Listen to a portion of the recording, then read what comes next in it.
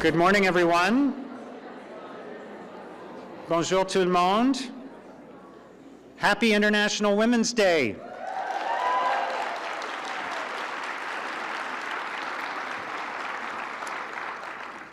C'est vraiment un plaisir d'être ici avec vous ce matin. C'est un honneur et je suis ravi à vous accueillir à l'Hôtel de Ville.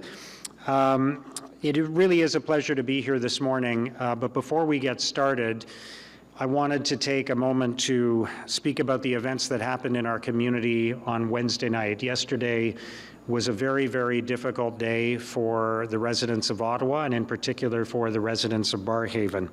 And at this time yesterday, many people in our community were waking up to the horrifying news of a shocking and devastating act in a very peaceful and welcoming part of our community, Barrhaven.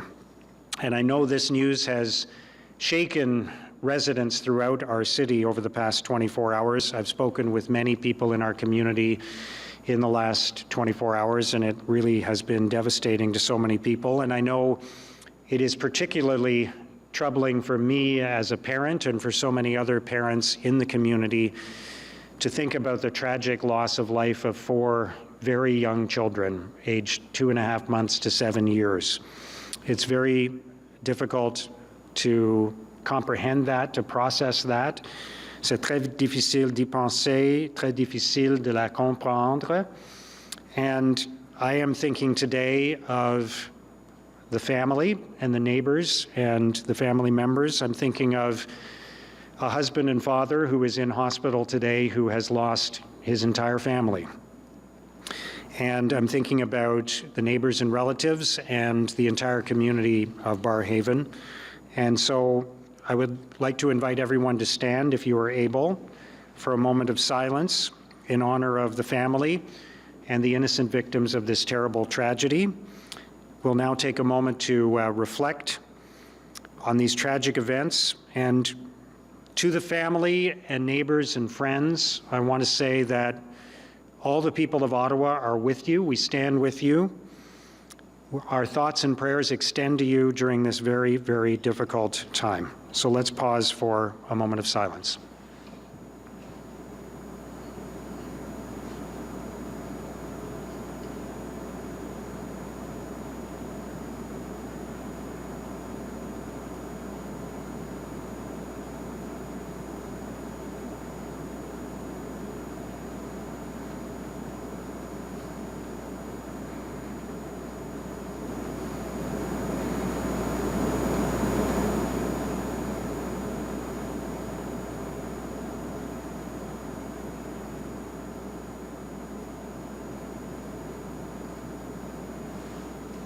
Thank you. Merci beaucoup.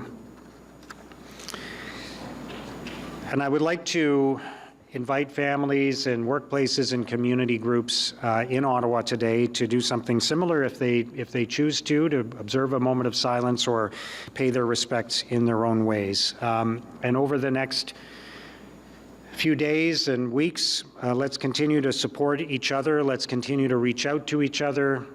Let's pull together as a community.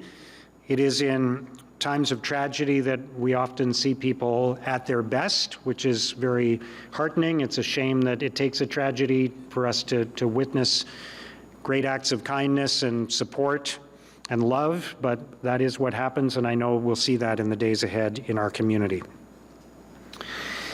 I also want to take a moment to acknowledge that Ottawa is built on unceded Algonquin-Anishinaabe territory, and the peoples of the Algonquin-Anishinaabe Nation have lived on this territory for millennia. Their culture and presence have nurtured and continue to nurture this land. The City of Ottawa honors the peoples and land of the Algonquin-Anishinaabe Nation, and we honor all First Nations, Inuit, and Métis peoples and their valuable past and present contributions to this land. So I'm very excited today to be hosting once again the International Women's Day breakfast with you, and I'm very pleased as well to welcome our guest this morning, our guest of honor, the head coach of PWHL Ottawa, Carla MacLeod, who I will be introducing in a moment.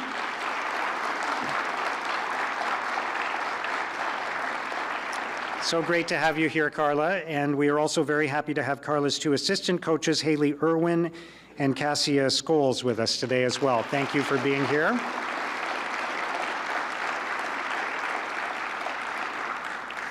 Je vois tant de personnes extraordinaires dans cette salle ce matin et je suis vraiment honoré d'être ici avec vous toutes et tous. It is amazing to look around the room and see so many great leaders from our community, so many women in leadership roles in our community, and one of the best parts of my job is I get to go around and meet members of the community and connect with community organizations, and so many of them are led by women, but today I was just noticing how cool it is to have all of you in one place for the morning, so that's really great. So thank you all for being here. I also want to welcome my colleagues from City Council who are here this morning. There's so many of them, I'm not going to list them all, but it's great to see all of you. We are also proud to have with us today three members of Provincial Parliament who are here, Lisa MacLeod, Joel Harden, and Chandra Pasma. Welcome to you. Thank you for joining us this morning. Yes, not related to Carla MacLeod. My wife Ginny really wanted to be here this morning, and she actually invited some of her work colleagues to join us today, so welcome to you. But then we realized that my daughter Kate had a gymnastics competition in Montreal this week, so Ginny accepted the invitation for this breakfast, and then when we looked at the calendar, we realized she was going to be taking Kate to Montreal for a gymnastics competition, which happened yesterday, and it went well, so that's always a relief for us. That's the greatest feeling of a... Yeah, thanks. That's the big feeling of when your kids are in sports. It's not, it's not the thrill of victory or the agony of defeat. It's just relief if it goes okay and they're not upset afterwards. So I always exhale after the competition is over. But I'm thinking about all the great women in my life, and I spoke last year about my grandmother, who was born in Paris and lived to be 104 and lived in Asia for a time and then moved to Canada. And my mother, who, she's not here, so I'll tell you that she's 92 years old. She wouldn't want me to tell you that, but since she won't be hearing this, it's fine. And my mom obviously has had an extraordinary influence on my life, and my wife Ginny, and our two daughters, Erica and Kate. And we are very fortunate to have some amazing women in leadership roles here at the City of Ottawa. And last year at this time, I mentioned that we had, for the first time ever, a woman as the interim city manager. So today, I get to announce that for the first time ever, we have a woman as the permanent city manager, Wendy Stephenson.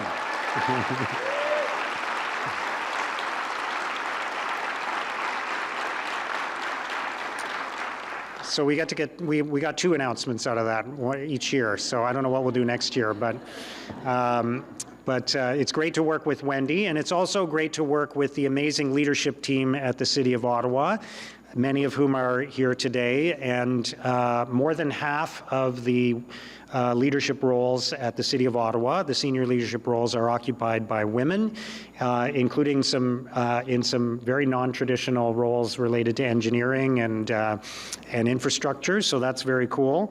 And on Wednesday of this week, we announced the hiring of the new city clerk, who will be the first woman at the City of Ottawa ever to hold this very important role. So congratulations, Caitlin Salter-McDonald.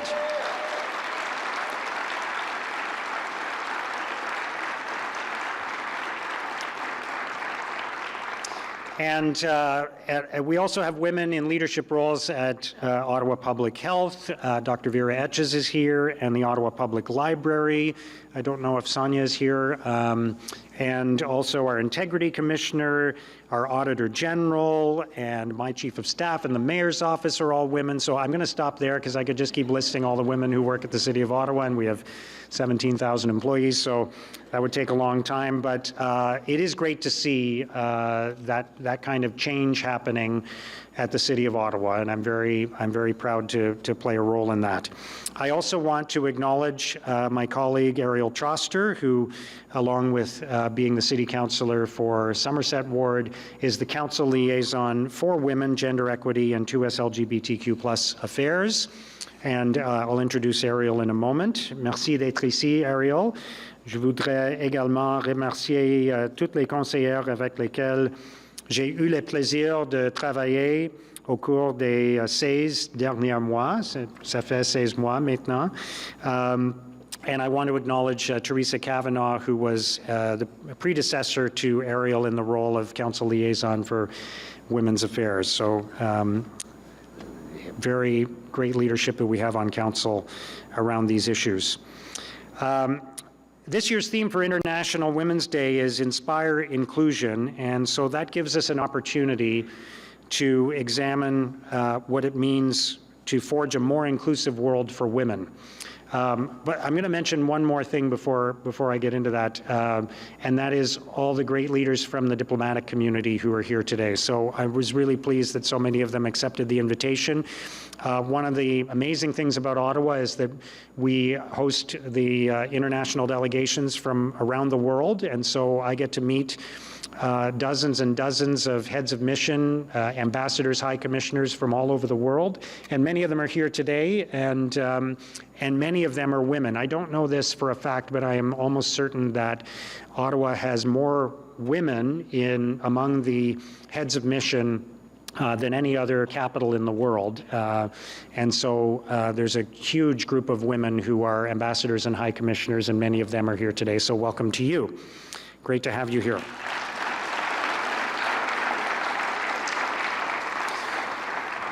So it is a great time for women in leadership roles, no question about it, but it is also a difficult time, a challenging time, and I want to acknowledge the resignation of my friend France Belle-Île as Mayor of Gatineau a couple of weeks ago. I know that was a shock to many people in the National Capital Region.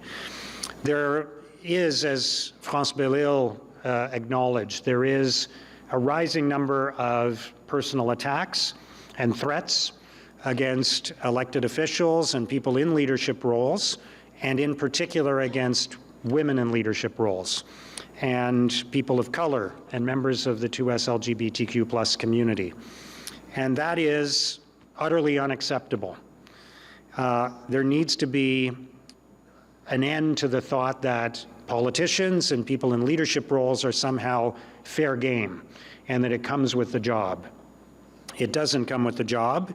And I recently had a meeting with mayors from across Canada just last week, and we talked about this issue. We talked about the toxicity in politics and the threats and hostility that elected officials face. J'ai récemment rencontré d'autres maires de tout le Canada, réunis à Ottawa la semaine dernière, and we talked about the invasions of privacy and the threats, sometimes death threats, that politicians have received, threats of violence, hostility, aggression, not just directed at those elected officials, but sometimes at members of their family. And this is especially true for women serving in leadership roles. Cela était particulièrement vrai pour les mairesses et les autres élus féminins. In a time when bullying and threats and abusive behavior are not tolerated in workplaces and classrooms and coffee shops and elsewhere, why are politicians and athletes and celebrities still considered to be fair game? If it's not okay to verbally attack a work colleague or someone serving you in a restaurant, why is it okay to attack a public figure, especially a woman? This type of behavior, again, is unacceptable. And we would never say to an employee in a different toxic environment, the person who needs to change is you need to get thicker skin. If you can't put up with the verbal abuse, don't apply for the job. Fostering an environment that doesn't tolerate abuse isn't just the right thing to do, it's a necessity. Favoriser un environnement qui ne tolère pas les abus n'est pas seulement la bonne décision à prendre, c'est un avantage, It attracts and retains the best people. And by the way, it's not just us as elected officials that face the stress of this, but the people who work in our offices as well. And so we want to have workplaces that are ideal so we can attract the best people to work here at City Hall and in other roles in leadership. So I've talked to many people who have chosen not to run for office in the last few years because of the toxicity and the hostility. And if we want to have good leaders to choose from in the future, we must create a work environment that is welcoming to everyone. So it needs to stop, and it is not just about us, but about the next generation of leaders as well.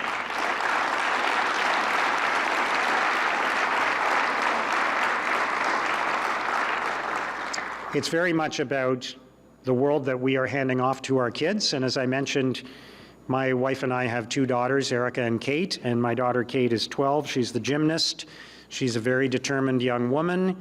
She is basically running our house right now, and we're fine with that.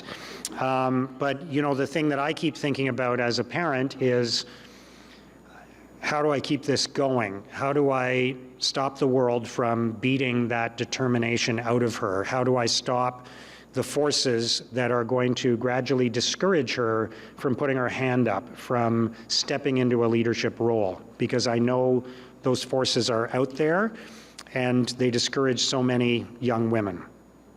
I want her to continue to be a leader and a trailblazer. I don't want anything stopping her or any other 12-year-old girl from taking on a leadership role. So I'm proud of her. We always talk about how when she was in kindergarten, one of the teachers said to us, we went for a parent-teacher interview, and the teacher said, "Kate has very strong self-advocacy skills." I thought, wow, that's a really nice way to describe it. Because we have experienced those self-advocacy skills many, many times. So we don't want to discourage that. We want to encourage it. And I'm very proud of her for having strong self-advocacy skills. And I often applaud her energy and her determination and her ferocity. So, you know, we have to keep that going, and we have to create an environment where there are more and more women in leadership roles, and they don't feel discouraged by the toxicity and the hostility. So let's work together to do that, and let's continue to pledge to support women in leadership and to encourage more and more women to put their hands up, and to fight back against anything that would discourage them from doing so.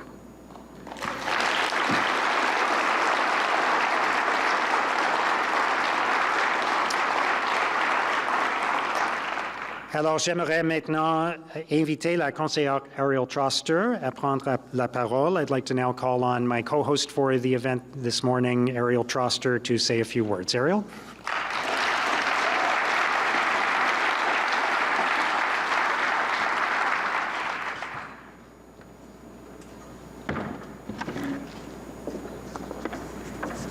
Good morning. I also have a very determined daughter who is excellent at self-advocacy. She's 11, so. Je m'appelle Ariel Troster. Je suis fière de représenter le quartier Somerset au conseil municipal et d'être l'agent de liaison du conseil pour la condition féminine, l'équité des genres et les questions touchant la communauté 2SLGBTQ+. I'm so pleased to be here this morning in front of so many people, but especially so many incredible women. I see advocates, volunteers, distinguished political leaders, dignitaries, fellow city councillors, faith leaders, and friends. It is such an honor to recognize everything you've done to elevate women's accomplishments and promote gender equity in our city. It takes a village, and boy, do we ever have an incredible one here in Ottawa. So there are two themes for International Women's Day: inspire equality, but also the international one is invest in women, accelerate progress. It's a good opportunity for us to look back on everything we have gained and where the struggle for equality continues. In fact, I cannot think of a better example of investing in women than the brand new Professional Women's Hockey League. And I have to tell you, I was an artsy theater kid. I was not a sports kid, and my family were mega fans. It's made me genuinely emotional to attend PWHL games here in Ottawa. Seeing little girls cheer their hearts out for their new heroes is absolutely amazing, and the appeal of this team is multi-generational. I attended a game last month with my wife, my daughter, and my mother-in-law. We screamed our faces off, had the best time. I'm also aware of the fact that the issue of promoting gender equity in sports is an excellent lens through which we can view this particular political moment, and the progress we still need to make to ensure that every woman and girl has the opportunity to thrive, both here in Ottawa and around the world. According to a study from 2020 by Canadian Women in Sport, girls' sport participation rate drops by 22% as they enter adolescence, leading to a dropout rate of 1 in 3 girls leaving sports by their teens. These changes are more staggering for girls with intersectional identities, as Indigenous girls have the lowest participation rate at only 24%. Up to 62% of Canadian adolescent girls are not participating in any kind of sport at all. 1 in 3 girls report the following factors as preventing them from participating in sport: low confidence, negative body image, perceived lack of skill, poor perceptions of belonging, and not feeling welcome. This is in addition to the economic factors that make sports activities unattainable for many families. With the cost of rent and food through the roof right now, activities that seem optional go by the wayside in families that are struggling to stay afloat.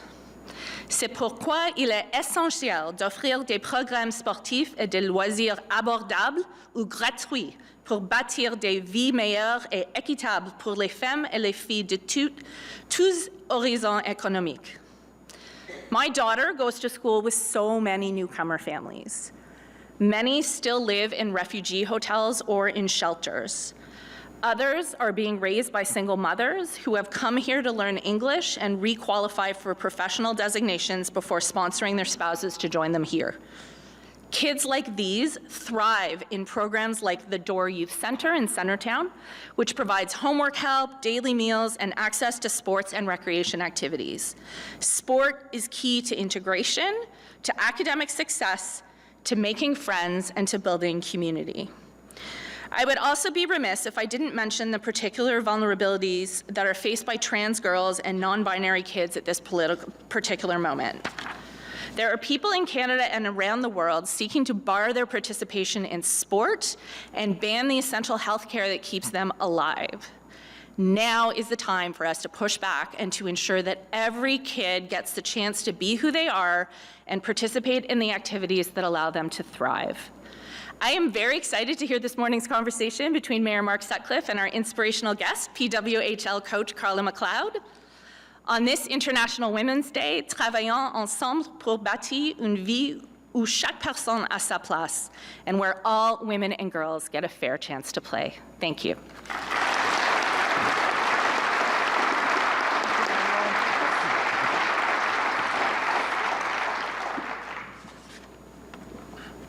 Thank you so much, Ariel. So I'm very excited to welcome our guest this morning, and it's hard to describe the phenomenon that PWHL Ottawa has been in our city. It's really incredible, and I know the record's since been broken, but many of us were there the night that we had the record-setting crowd at TD Place.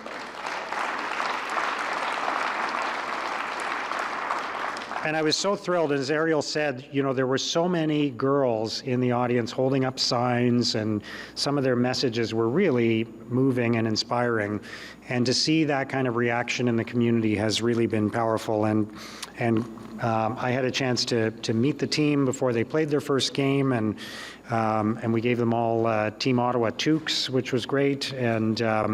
And we really wanted to welcome them to our city. This all came together very quickly, so there wasn't, you know, much time, but we wanted to make sure that all of the athletes and coaches and personnel felt very, very welcome in our city, as we are very lucky to be one of the first 6 teams in this league. It's a very special thing for Ottawa, and we feel very fortunate. So I'm going to introduce Carla very quickly. I don't think I'm going to read this whole bio because we'll get into it, and I hate long introductions whenever I'm speaking, so but we'll get into Carla's background in our discussion. But Carla is the head coach of our new PWHL Ottawa team, which next year will actually have a name as well. And Carla started playing hockey, am I allowed to say when? In 1986?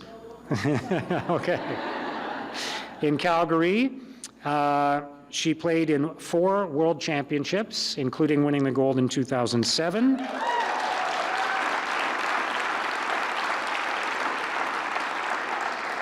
And it gets even better from there. She has been to the 2006 and 2010 Olympics, and remember when Canada won gold at the 2010 Olympics in Vancouver? Carla was on that team. And she's been coaching a lot since she retired as a player, and she coaches the Czech national team, and now is the first ever head coach of PWHL Ottawa, and they're having a great year and inspiring so many young girls and women. So please join me in welcoming Carla MacLeod.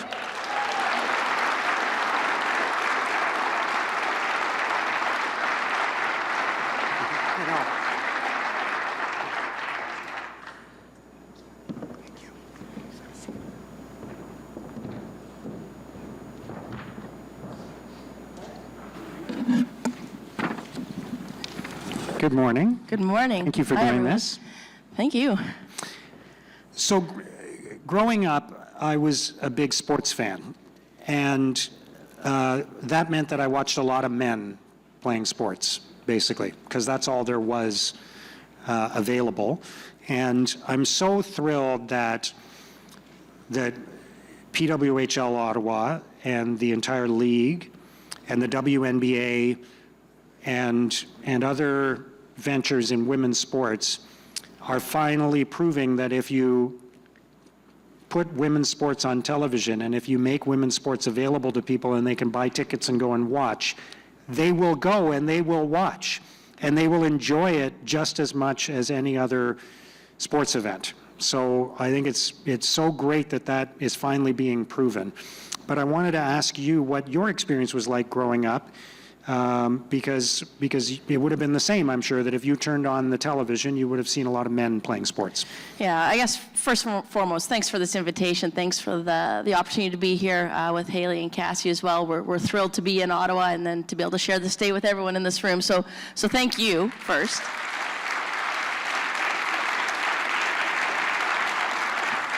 You know, your mention there of stay with us, if you actually give the opportunity to women and you give the access to something, great things can happen. It's a neat concept. We'll write a book on that. Maybe you and I can co-author it. So we're thrilled, obviously, to where we're at. But you know, to your original question about me growing up, of course, that's all we had was access to male sport. And for many of us and most of us, Cassie and Haley also played growing up. I'm a little bit older, but not a lot older. You know, our stories are very similar. There was no girls hockey.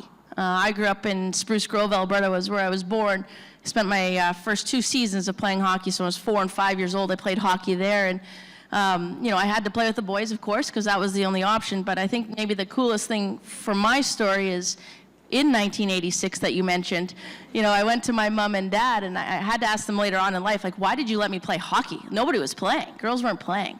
And I've always given them a lot of credit, just being really cool parents, in all honesty, and they said simply because you asked. And I was like, how nifty is that, right? So, but to your point, when growing up, all of our favorite players had to be male hockey players. You know, not until the 1998 Olympics, where women's hockey was finally put into the Olympics, did we have access to even really see ourselves. You know, I know the 90 World Championship was here, and we would watch those World Championships as young players, but we didn't get access to the players the same. You kind of just had to learn who they were. The 98 Olympics, I think for Canadian youth that played women's hockey, that's when our dreams became reality, and we could actually strive for something that was known and celebrated. That's amazing. And that story about your parents is incredible, by the way. That's really remarkable. And I think it's a great lesson for parents that when your kids say, hey, I want to do this, just get behind them, right? That's really the lesson of that. Yeah, they're the best still. I don't know, you guys, they've been on TSN and stuff, so they're loving life these days. And yeah, they're famous. They get all these pictures of them on TV, all their buddies sending them photos. It's hilarious. But they've been the backbone to my entire career. You know, as a player and now as a coach, I couldn't ask for a better support crew. They understand the trepidation of just let's hope it goes well. You know, they've lived that too. Just wait for me to see how the game went, and then they're like, okay, honey, it was a good game. You know. But yeah, without the support of probably starting for most of us with our parents, you don't get these opportunities. And maybe the other neat story with my mom and dad, I was really fortunate a while ago to go into the Alberta Sport Hall of Fame, and I was just chatting. Yeah, thank you. That's kind. That's why I mentioned it. Yeah. I was just driving home, and I was talking to my parents on the phone, and my mom just kind of stopped for half a second, and she said, "You know what, Carla? We didn't even know you were any good." And I thought, isn't that the nicest thing they could have ever said? And the reason I say that is because they never added pressure. They just let me be, and were so proud just to watch me play. And then obviously, you know, got to a nice level that they got to celebrate with me and be a part of it. But to this day, they fly into Ottawa, and they're just thrilled to be there, and they're just proud of who I am, and I just could not have asked for two better parents. Oh, that's amazing. When did you realize that there was an opportunity for you to have a career in hockey as opposed to just playing hockey? I thought you were going to ask, when did you realize you were good? But anyway, that's not... Basically, that's the same question. That's neither here nor there. Yeah. So I actually forgot the question because I thought of the joke midway. So what was the question? Sorry? When did you realize you could make a career out of it? Oh, right. As a coach? No, as a player first, and then as a coach. You know, to be honest, to make a career of it as a player in our generation wasn't really doable. You know, we had some stipend money, we had some support from the federal government when we were high enough up. You know, the greatest thing the sport was able to give our generation, I think continuing to give in our sport, is our education. And many of us have been able to play, whether it be, you know, a college level in Canada or the U.S., university level of Canada and the U.S. Our sport, we're fortunate because it takes us through an educational path that has really benefited all of us on our life journeys here. But to actually make a living at it, it truly wasn't an option. Obviously at the national team level, you get a little bit more support, you get a little bit more external opportunity. But the reason I could pursue the game was because I was, you know, able to live at home for free and have people around me saying, hey, keep chasing the dream, and we'll help you out. So, you know, it's really not until this league and this moment that these women as professional athletes can truly now make a living at it. And, you know, it's been a long time coming, of course, but thrilled that we're finally here and thrilled that we've had the start to this league that we've had. We're thrilled too. Good. Absolutely. Great. Were the 2010 Vancouver Olympics, was that the biggest highlight of your career? Was there another moment? What stands out for you from your playing career? Well, Haley Irwin and I are both played in 2010. She was a young punk. I won't bring up the breakaway thing here. If I sent her in on a breakaway, you guys. She missed it. But we had win. You can only do so much, we right? Still won her. We still won. We're okay. You know what? To have that moment. One of the greatest teammates I've had. It's so neat that she's on this staff. We're thrilled that she's here as well. And you know, just this anecdotal here. Cassie Scholes, our other assistant coaches here. We actually coach Czech together. So there's a lot of connection amongst our staff too. But certainly those Vancouver Olympics were like second to none. Hey, Haley, like it was just unbelievable to be able to not only get to that level, because just being at the Olympics, regardless of where they were so special. But holy, when you walked into that opening ceremonies in your home country, and that stadium about, I don't know, 80,000, 70,000 people, whatever it was, just an enormous amount of people. And it was just a roar that we'll never forget. And that roar continued. You know, when Alex Bilodeau won the first gold medal for Canada, and we hadn't won a gold medal on home soil at a previous Olympics, we actually were upstairs in the athletes lounge and we're watching it. We saw like that number one come on the screen that he won. And we went out on the balcony, you could legitimately hear the horns start to honk in the city of Vancouver, and this just momentum of a wave of momentum just took over. And I think it carried us athletes through that entire event, and I think that's one of the reasons we had the most successful events ever as a nation at Olympics. So it was unbelievable. There's endless stories there. We were stopping traffic with gold medals later down the way, and it was just so special. You're welcome to do that anytime here in Ottawa if you want. Yeah, you just Irvin, bring your gold medal into an intersection and, Irvin, hey, we don't need police escorts. We'll just flash them. Anytime. I've got to ask this question because I've been curious about it for a long time, but you know, in sports there are rivalries, and sometimes those rivalries are kind of, you know, a little bit torqued up and hyped up by the media, and they're a little bit sort of exaggerated. But the rivalry between Canada and US in women's hockey is very, very real, isn't it? I mean, it's intense. Yeah, we didn't like them. We didn't like them. No, not at all. It is one of the best rivalries. It's you know, obviously the sport has sort of helped shape that, in that it's a constant battle. And between Canada and the US, you just don't know. When that puck drops, you just don't know who's going to win on any given day. And, you know, I think that's part of the reason why the sport's been elevated to the level it has, is because people love rivalries, people love competition, people love greatness. And I think when you get those two on the ice, you're automatically getting greatness. And, you know, I think the animosity maybe in the generation right before ours, when people hadn't gone down to school yet. So now there's a lot of integration. We all go to school together, then you end up playing each other on the national team. Molly Engstrom was my defense partner at Wisconsin, and she played on Team USA. So it was kind of fun that she was out there. So, you know, it took a little bit of the edge off, but one of our teammates, Colleen Sostorix, a good Saskatchewan gal, she didn't go down to the NCAA. She stayed in Canada to go to school, and she did not like them. She did not like them. But that energy kind of fueled everyone. You know, you enjoy those rivalries. It's fun even now in our new league to see these rivalries come about, and you know, not a lot of love lost out on the ice. Very true.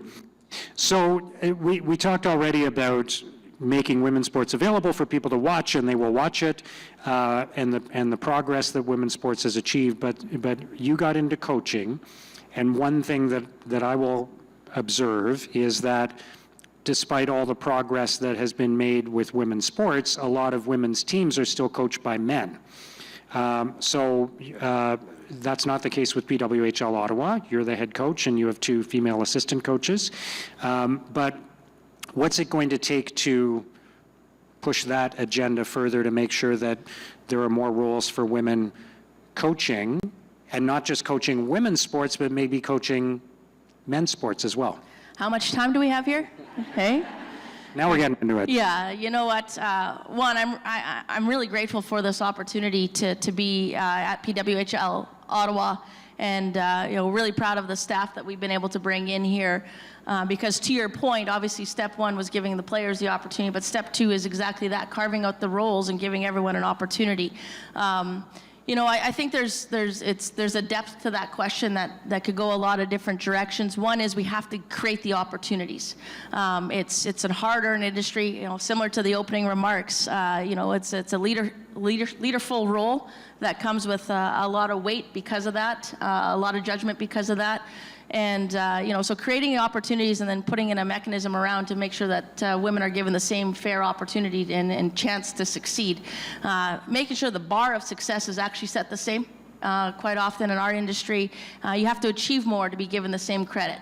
And that's always a challenge. But at the end of the day, it's the only career I know, and it's one that I'm so thrilled to be a part of. And there's good days and bad, like any industry. But at the end of the day, you're investing in people. And that's what coaching allows us to do, is invest into humans. And I have yet to see a better return on investment in life than trying to build others up. So, you know, the career is a great one. It's a demanding one for sure. But hopefully with the 3 of us and others in our league continuing to sort of push that envelope, we'll have more and more young women want to coach. And certainly we aren't the first to do this. We've had incredible mentors that have coached us along our way, and incredible people to help open these doors for us. So we're simply just continuing to walk down the path that they've created for us. I wanted to ask you, yeah, please.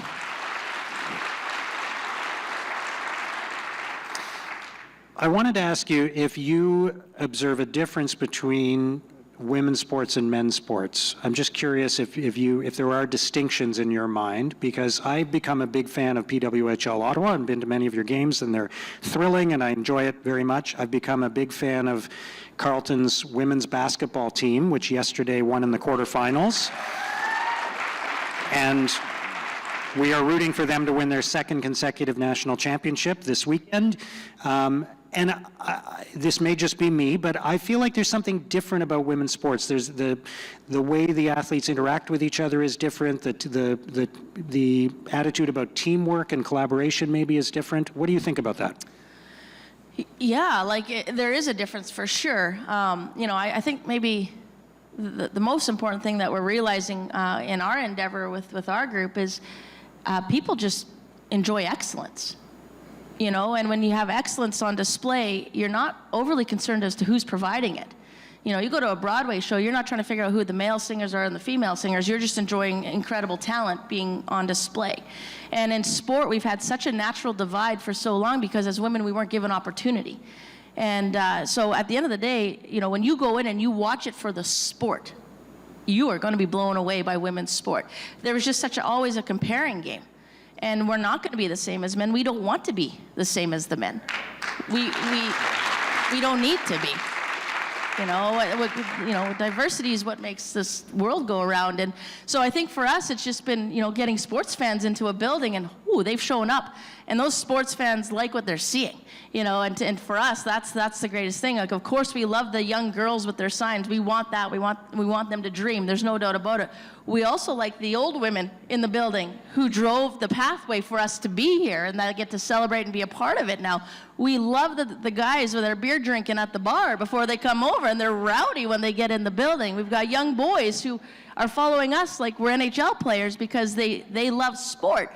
So, it's a diverse opportunity to bring in everyone, and I think women's sport is very inclusive. Agreed.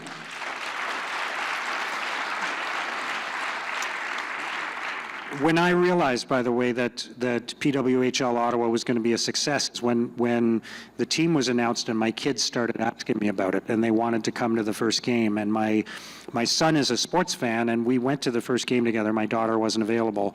But he and I went to the first game, and for him, he was just at a hockey game. Right? And he's growing up in an environment where going to see a women's hockey game is going to see a hockey game. And that's exactly it. And that's what we're learning here in Ottawa. Our crowds have been unbelievable. The minute I knew it was going to be 2 points when I knew it was going to be successful. One, warm-up was sold out. We came out for warm-up and the stands were full. We're like, this is something else. And then number 2, when the Ottawa fans were booing Poulin, I said, we're on to something here. Yeah. We're on to something. So, you know what, the energy's been incredible. But to your point, people are excited just to watch the event. And we've seen it on different stages. We've seen it at the Olympics, and we've seen it at other opportunities. But to have our own league and to see it sort of being elevated to this level is something special. This did come together very quickly, this first season of PWHL. So what was the experience like for you and the players to arrive in Ottawa and be thrust into action so quickly, and people had to find a place to stay, and what's the whole experience been like for you? Well, from the onset, the welcoming feel that we've received from this community is second to none. For most of us, we ended up having to move here, coaches included, and really from setting foot into Ottawa, it was so warm. And the kindness that this community possesses has not been lost on us. So from a personal perspective, trying to move our lives into this community has been nothing short of impressive, and we're really grateful for that. The business side of it, the hockey side of it has been nothing. It's been a whirlwind, if I'm being honest. It's a whirlwind, but in the best sense possible. We're a startup. We're a startup that's doing it in front of TV cameras and everything every day. But we just have an incredible organization. We've got an incredible leader in our general manager, Mike Hirschfeld. And we've just been able to kind of take it day by day. And there's moments that we feel like we're really kind of in the weeds of the hockey. Like, I'm sure if you guys want to talk about forechecks and breakouts, we can get there. But there's also moments you get pulled above that and you realize, you have an opportunity in the community to really have some impact, and we feel so grateful for that. So The day-to-day is busy, there's no doubt about it. We're traveling a lot, we're not here often, but when we are here, there's no better place to be for us, so we're thrilled that we're in Ottawa. And it's just getting started, really, and that's you and I spoke briefly before the event today about how you haven't even really had a proper off-season yet in Ottawa where you could get involved in the community and you could meet some of the wonderful people here, and where the players could maybe get involved with a local charity or not-for-profit and those kinds of things, and get out and meet kids in schools and that kind of thing. So where do we take it from here as we look ahead beyond this season and look at building the sport and building the fan base and building PWHL Ottawa in this city? Yeah, it's interesting, when our players first came into our training camp, the very first conversations they were having is, how do we get in the community? How do we infuse ourselves and get aligned with, groups and activities that are close to the women's hearts that are on our team? That's always been at the forefront of our mind, is how do we engage this community? Right now, time is the struggle. That's the hardest part right now, because we're actually not in the community as much as we want to be. But to your point, we're only X number of months in, we're 4 months in. We're pretty new at all of this. So, to your point, I think one of the most exciting pieces of our organization is that's still to come. And that's something that we've got a team working incredibly hard at within our organization, trying to find the right opportunities for us to be in the community. It's where we want to be, it's where we're going. We've only been able to sprinkle it in here in the first year, but we're really grateful that we're getting to meet everyone because they're visiting us, and that's a real privilege for us. But just on the small number of conversations I had this morning, for us the next step is real simple. We're going to get to know everyone and can't wait to be a part of it. Amazing. What have you learned about leadership? Who have you learned about leadership from? What style of leadership do you try to bring to your role as the head coach? You know what? I think the people who've had the greatest impact on me in my life are teachers and coaches. Kind of obviously just my path that I've gone on as a student athlete for the longest time of my life, and when you come across teachers and coaches, for me, the ones that resonated with me were the ones that cared. And you didn't have to wonder if they cared, they just always did. And, that style of leadership, I think, is one that has resonated not only with myself, but with our staff. And, it's not about trying to demand things, it's about trying to inspire. And, with that, again, there's good days and there's bad days, there's challenges, of course, but one of my favorite coaches growing up was my university coach, Mark Johnson. And his dad, a very famous NHL coach, Badger Bob Johnson, who's notorious for just making things incredibly positive. And Mark is very much the same way, very calm demeanor, really smart at the game, but I always sorry to interrupt, but he was on the Miracle on Ice team, right? The 1980, sure. Yeah. US, yeah, he was. He was the leading team. He was the leading goal scorer of the Miracle on Ice team, and you wouldn't know it. And a side story. So they obviously won the gold medal that year, and I went to school. He coached me about 20 years later, and I was at his house for dinner, and I said, "Hey, Mark, is there any chance?" I hadn't made Team Canada yet, and I was like, "Is there any chance we could see your gold medal?" He goes, "Yeah, no problem." Leslie, that's his wife. "Hey, Les, where's my medal?" And she said, it's in Megan's backpack. She took it for show and tell. She was in grade 1. That has stuck with me. It has stuck with me because it was just a moment for him. It was obviously a big accomplishment, there's no doubt about it, but it doesn't define who he is. Who he is how he treats people. And that has never been lost on me. And his impact on me to this day, if I called him right now, he would answer his phone and help me. And I think, how special is that? So I think when it comes to leadership, if it's about others, you're gonna thrive. If it becomes about you, you're gonna struggle. And I think for us, we really genuinely try to make it about our group and just be a part of it. We want to be in the same boat as everyone. You don't want to be in your own boat. And it's my mentors that have helped me that way, and hopefully at the end of the day we're paying that forward and doing right by our players and our team. What do you hope for? What do you aspire towards now when it comes to women's sports and PWHL and just the growth of this phenomenon? Because it's still early, even though this has been a great success. And I'm not just talking about the PWHL, I'm talking about women's professional sports. Where can we take this next? Yeah, the next is we just keep supporting it and growing it. And I think when you look at what grows things, it's money. and that's support and sponsorship. And we can see some great partners coming on board here. And, even you look at just making it accessible, the visibility of it does matter. And so when it's on TV and it's on everywhere, like, it's so incredible. We were at the airport flying to one of our games, and there was a PWHL game on, and it's on in the airport. Like, that can't be undervalued. So, it's continuing to support it in ways that make sense for everyone and how you can do it. And, whether it's tickets or just having the game on your television so there's TV ratings, like, it's just elevating it to that next level that we can continue to push and drive up salaries and drive up opportunities that way, and to create more teams, to give more women opportunities, to invite the world and to have more international players come play here. That's going to help the international game too.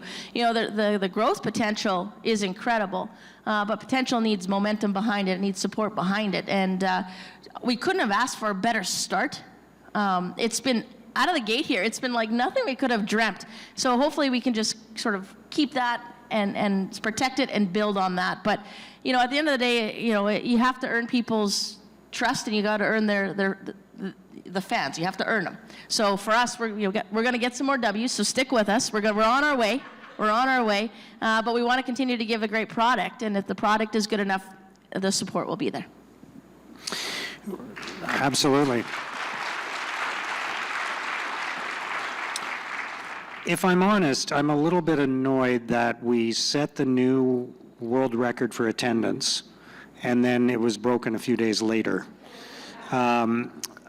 Is there anything we can do to get that back? Can we organize something? Let's talk about this new rink for a second then. Let's just talk about seating capacity, and then, no.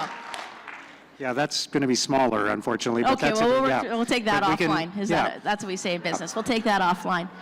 We are, but I am excited about the fact that we are going to build a new rink at Lansdowne Park, a new arena, a new event center, and it will be great for PWHL Ottawa, because I should point out, you're not playing and working in the most ideal conditions right now. The dressing rooms are pretty outdated and the facilities are outdated, so it is exciting that we are underway on planning and eventually building something new for you.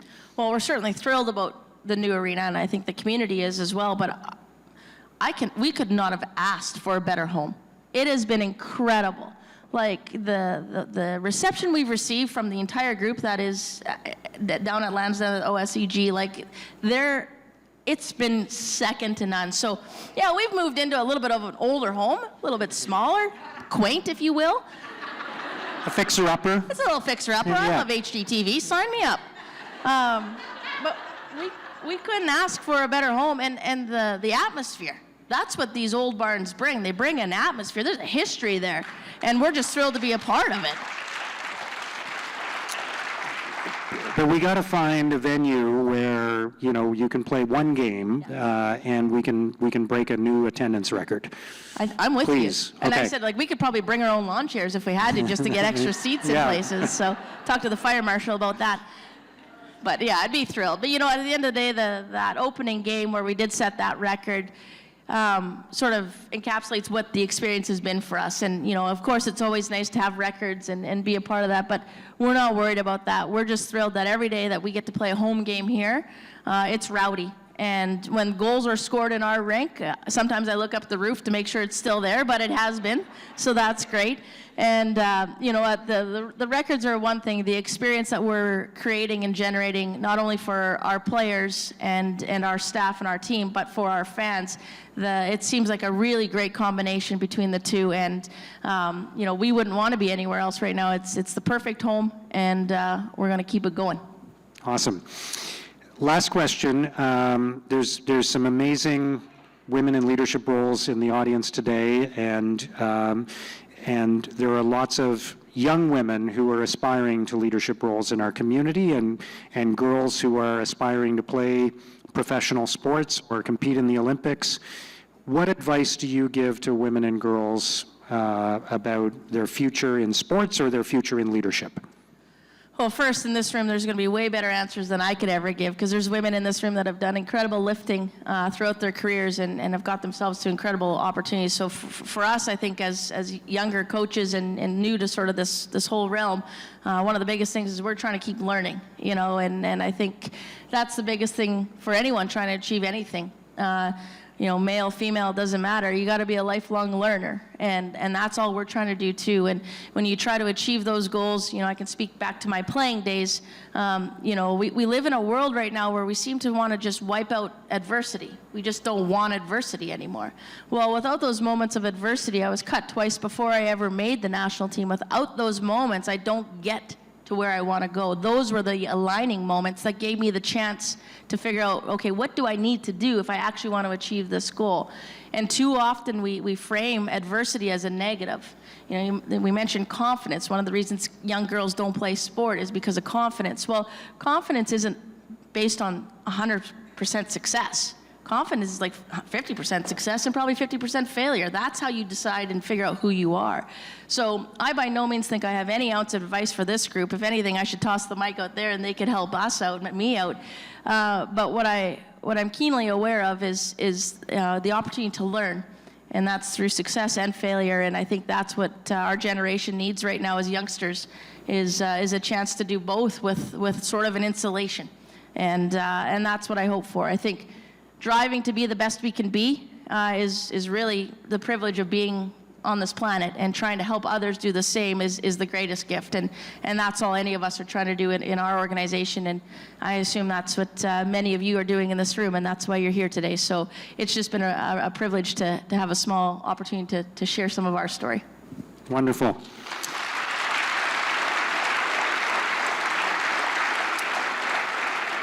Carla, thank you so much. You know, we're so lucky to be one of the, I'll call it, original 6 teams in the PWHL, in the Professional Women's Hockey League, where they didn't have to choose Ottawa. You know, we're not New York or Toronto. New York's not New York either, but anyway, that's neither here nor there. They're in Connecticut. But anyway, yeah, continue, right. Sorry. So, yeah, a lot of New York sports teams don't actually play in New York, but we were so fortunate to end up with one of the first 6 teams in this league, and I know it's only going to grow from here, but we'll always be one of the original teams, and it's already been a great blessing to have the players in our community and for Ottawa residents to be able to go to the games. But we also lucked out big time when we got you as the coach. So, Carla, thank you so much for everything you're doing. Thanks very much. Thank you, everyone. Thank you for doing this today. You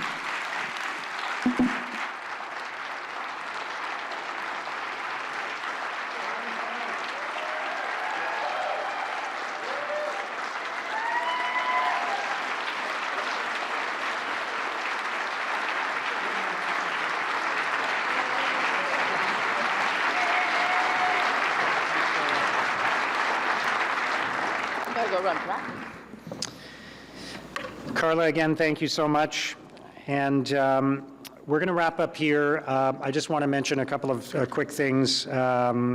Today's presentation will be available online at rogerstv.com/Women's Day 2024, and on Rogers' YouTube channel as well, so you can watch it there or share it with other people you think would be interested. I want to take a moment to say thank you to all of you. Especially the women in leadership roles in our community. It's so inspiring to see you doing what you're doing every single day. I know it's not always easy. I know there are many obstacles. I know it is still too challenging for women in leadership roles, but it is incredibly inspiring to see you all here today and to know what you're doing every single day in our community to make our city better. So I want to end by thanking all of you for what you do. Merci pour tous vos efforts. Nous sommes vraiment reconnaissants. We are all so grateful for what you do, and I hope you all enjoy International Women's Day. Thank you for being here today. Merci beaucoup.